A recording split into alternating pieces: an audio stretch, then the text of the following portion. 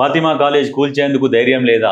రంగనాథ్ను ప్రశ్నించిన ఎమ్మెల్యే రాజాసింగ్. నూతన అధ్యక్షుడు రామచంద్రరావుకు సవాల్.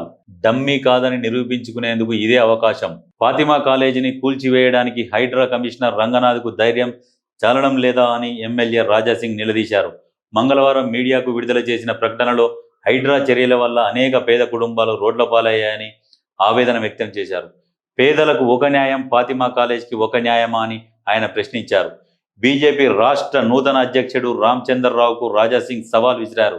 కాంగ్రెస్, బీఆర్ఎస్ నేతలు రామచంద్రరావును డమ్మీ అన్నారని గుర్తు చేస్తూ, నేను డమ్మీని కాదు మమ్మీకి డాడీని అన్న రామచంద్రరావుకు ఒక మాట చెప్పాలనుకుంటున్నానని రాజాసింగ్ పేర్కొన్నారు. తాను డమ్మీ కాదని నిరూపించుకోవడానికి రామచంద్రరావుకు ఇది మంచి అవకాశం అని ఫాతిమా కాలేజీపై లీగల్ టీంను ఏర్పాటు చేయాలని కోరారు. లీగల్ టీంతో హైకోర్టులో పిటిషన్ దాఖలు చేసి ఫాతిమా కాలేజీని కూల్చేందుకు పోరాడాలని రాజేందర్ సూచించారు.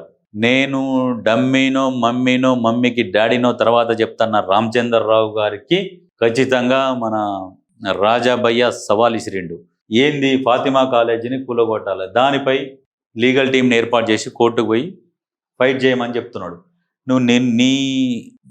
నువ్వు డమ్మీ కాదు అని చెప్పేసి నిరూపించుకోవడానికి నీకు ఇది ఒక మంచి అవకాశము, మీరు నిరూపించండి అని చెప్పేసి సవాల్ విసురుతున్నాడు.